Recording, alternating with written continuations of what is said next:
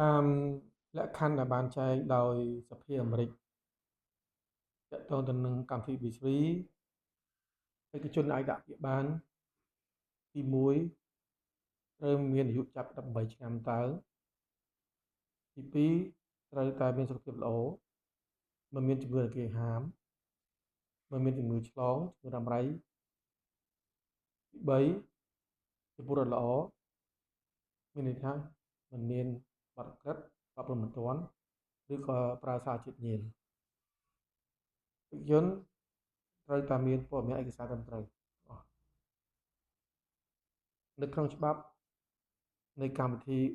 EBC នេះអត់បញ្ជាក់អំពីការសិក្សាឬក៏អប់រំទេអត់បញ្ជាក់ថាត្រូវមានជំនាញអីឬត្រូវមានបទពិសោធន៍អត់បញ្ជាក់ទេអត់ត្រូវការជំនាញអត់ការច្នៃប័ណ្ណអត់ត្រូវការបទពិសោធន៍ទាំងអស់អត់បញ្ជាក់ទេអញ្ចឹងចំពោះបងប្អូនដែលចង់ដាក់ពាក្យទោះអត់ច្នៃប័ណ្ណក្តីមានច្នៃប័ណ្ណក្តីបងប្អូនអាចដាក់ពាក្យបានច្នៃប័ណ្ណអីក៏ដោយបាក់ឌុបក៏ដោយបាក់យ៉ាងក៏ដោយបណ្ឌិតក៏ដោយនឹងអត់បញ្ហាទេបងប្អូនណាបាទខាងខ្ញុំទទួលទាំងអស់ចំណែកក្រុមហ៊ុនផ្សេងគេរើសយកបញ្ញបត្រឬក៏បាក់ឌុបផ្សេងៗជាតម្រូវការរបស់មេធាវីផ្ទាល់ទេ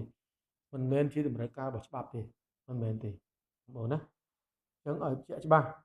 ច្បាប់អាមេរិកឲ្យមានចែងថាត្រូវតែមានបាក់ឌុប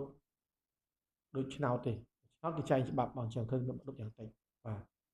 អញ្ចឹងឲ្យបងប្អូនយល់ណាឈប់ខ្វល់រឿងនឹងទៀតបាទសំខាន់មានសុខភាពល្អអត់បាត់អក្រិតឬសំខាន់មានលុយបង់ចប់មេធាវី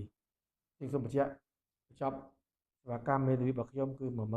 18500បង់ជា4ដងអរគុណច្រើនបាទជំរាបលា